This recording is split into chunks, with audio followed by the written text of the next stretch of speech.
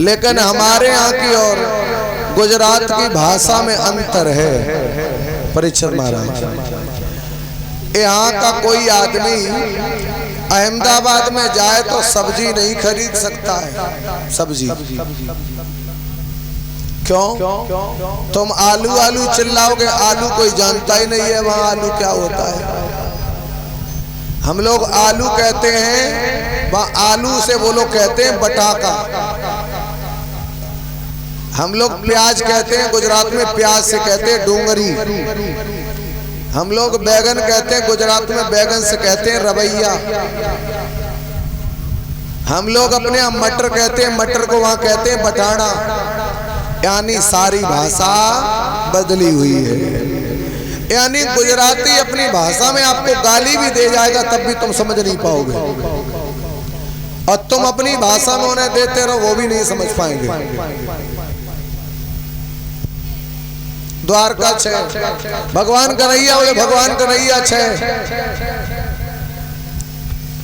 पंडित जी चुप हो गए। एक थोड़ा गुजराती चला घूमा फिरा था। और जीवन में एक बात याद रखना, संतान पढ़ी हो या ना पढ़ी हो, पर उसे घुमाओ थोड़ा, इसलिए कि घूमने से, क्योंकि कुछ लोग पढ़े होते कुछ लोग कड़े होते हैं। और आज का ऐसा दौर है, पढ़ना तो खैर 100% जरूरी है, लेकिन पढ़ने से ज्यादा कड़ना भी जरूरी है। क्योंकि कड़े के सामने पढ़े लिखे फेल हो जाते हैं। विधायकी का चुनाव आ गया, तुम बिल्कुल नहीं पढ़े, पर्चा भर दिया, और अगर तुम जीत गए तो तुम बिना पढ़े हो और तुमसे पढ़े लिखे लोग सैल्यूट करेंगे, और तुम बिना पढ़े हो, तुम्हारे पीछे आगे बंदूक लिए पुलिस वाले पढ़े लिखे आगे पीछे हाजिरी देंगे। तो बताओ पढ़ना जरूरी है कि कड़ना? यानी पढ़ना भी जरूरी है और पढ़ने से ज्यादा कड़ना भी जरूरी है। आज आप देख रहे हो, देश के प्रधानमंत्री से मुख्यमंत्री जो है उनके पास कोई डिग्री नहीं है, कोई डिग्री नहीं है। पर कुल मिला के जब डिग्री नहीं है तो बिना पढ़े, समझ लो बिना पढ़े के पीछे पढ़े लिखे लोग उनकी सेफ्टी, उनकी सुरक्षा में लगे। तो आज भागवत श्रोताओं, वो कड़ा लिखा गुजराती था, उसने पूछा किधर से आए, इशारा कर दिया पूरब से। बोले सामने वाला मकान है भगवान का। पंडित जी लेके पत्थर पहुंचे, भगवान का रंग सांवला देखा। उसी समय भागवत श्रोताओं, पंडित जी ने सोचा इससे अच्छा तो लड़का हम वहीं दिलवा देते।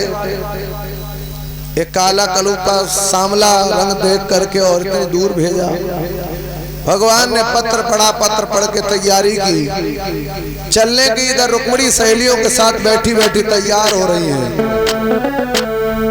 अरे आओ मेरी सखियों और मुझे मेहंदी लगा दो, और मुझे श्याम सुंदर की दुल्हन बना दो।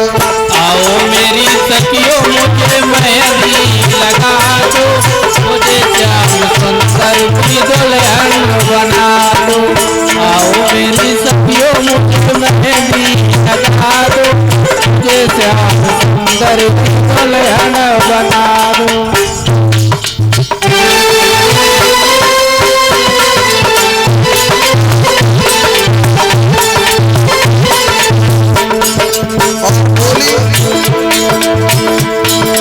ऐसी चूड़ी जो कबहू न टूटे, ऐसा बदुल्हा जो कबहू न छूटे।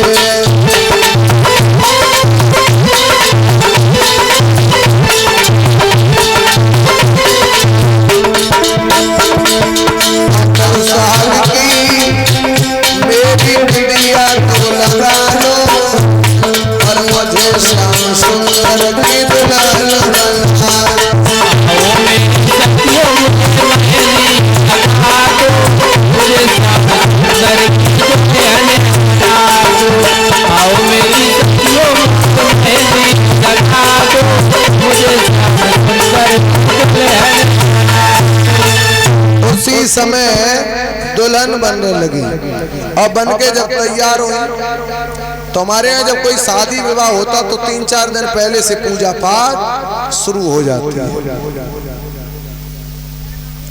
माँ भगवती